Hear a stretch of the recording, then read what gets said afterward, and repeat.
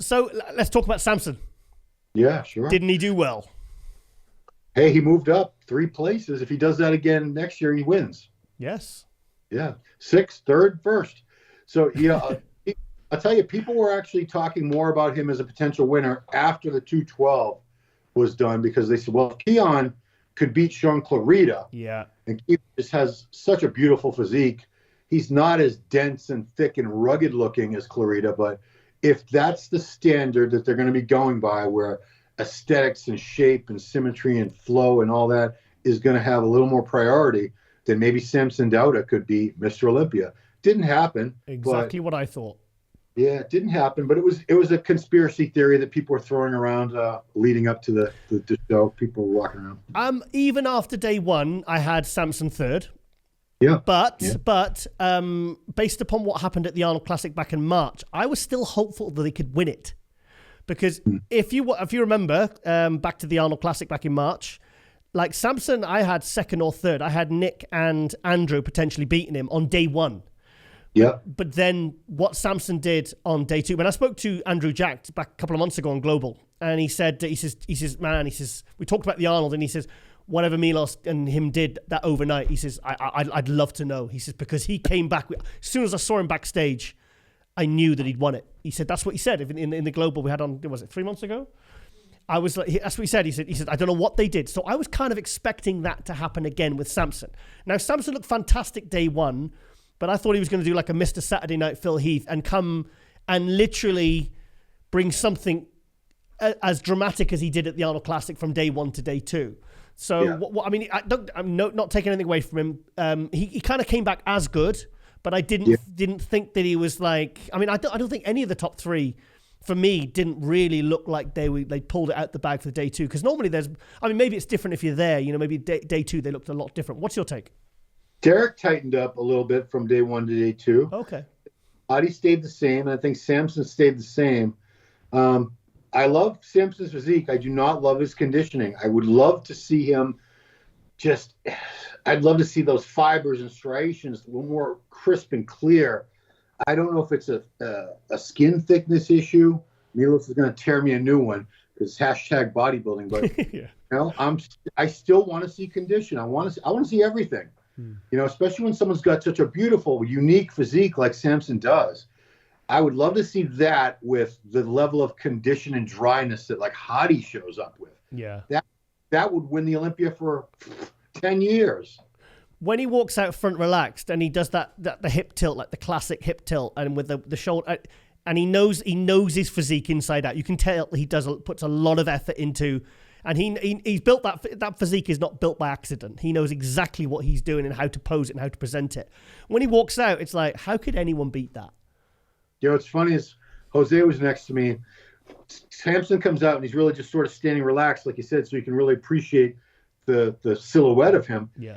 And Jose says, that's my favorite Samson pose right there. It wasn't even really a pose. Yeah. He liked that better than any of the actual poses that he hits. And also Milos, because I had Milos on the other week, and I said, is it true? I've heard a rumor that you're bringing him down to 290 to bring him in super conditioned.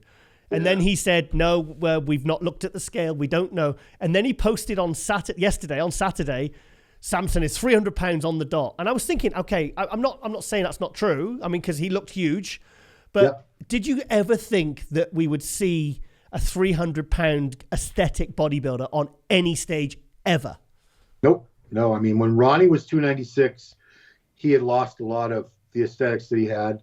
His midsection had started to distend. He was big he was 296. He was the freakiest thing I'd ever seen in my life, probably still to this day. But we've never seen anyone with that little waist. That's what boggles my mind is that's like a 30-inch waist, 31-inch waist on a 300-pound man. Yeah. So it's when I say unique, nobody looks quite like Samson. Andrew has sort of similarities with the structure and different things, but Samson, you could just look at everyone from the neck down and you'd immediately say, well, that's Samson. That's definitely Samson right there. I mean, the only physique I can kind of liken Samson's physique on the weekend is to like 2018 Sean Roden, but he was 238. Wow, yeah. So it's a bit of a difference, 62 pounds. A taller, bigger Sean Roden, basically. Yeah. I thought, I mean, from what I could see from the live stream and the photos, I felt like that was the best conditioning Samson has ever brought. Yeah, but I still want to see more. I'm still a condition snob, and I want to see more because, like I said, he's got such a great physique. I think it would look even better with that extra level of condition. So whatever him and Milos can do if it takes coming down 10 pounds, he's still going to be 290 pounds. Yeah. I think he'd look even bigger. You know, I don't think he'd have to give up a whole lot of fullness. Of course, you know, I don't know his physique and how it responds to the carb up and things like that, but I don't think he would look worse for wear. I think he would look better. I tell you what I really, really liked was the fact that he did a posing routine and he actually did slow transitions, powerful transitions, and he held his poses. Because I criticized, it was on the forum or on Instagram, and I said, I love Samson's posing, but if you watch the Arnold Classic routine, like, I mean, because I was thinking, obviously I used to be a photographer, I'm thinking, you know, when he does that shot with a hand up kneeling down, like, yeah. And I actually saw him hit that pose when in the pose routine, and it's like a split second. I was thinking, well, that was a very lucky shot, but it's an iconic shot, and I'm thinking the photographer was very lucky to get that. So I was really, really hoping, especially with the new version of the physique that he seems to bring every single time, I was really, really hoping and praying he was going to do a routine like he did last night, and I was so happy. It was it was electrifying, to be honest. Yeah, I mean, I'm jumping ahead, but Hadi Choopan had no routine. Oh, don't get me... Nope. Didn't hit any back shots. It was like a guest posing. He just went from one end of the stage, back and forth, hit a lot of most musculars, a bunch of frontal biceps and most musculars, and peace out. So you're Mr. Olympia. You should have a posing routine with put some level of artistry into it, some work, and a little bit of choreography, something so it looks like you really cared enough to put on a good show for the crowd. And just hitting a bunch of muscle shots, a bunch of hardcore shots, that's not a routine. Ron, it was the same music he used last year. Yeah. And he came out and he just did I could probably do his routine. It was front relax, frontal bicep, and then he just ran up and down the stage doing it. I thought, mate, this is the Olympia. Honestly, I actually said they should knock him down to third just for that. Well, seriously, because mate, this is the Olympia. This is the Olympia, and if you know that you're going in against really, really tough competition, you make sure that every single box is ticked. Posing routine, like his tan, like I felt day one, his tan was yellow. Yeah, but the posing, that tells me that he just doesn't put a lot of he doesn't hold it in as something important, something that needed to be bad.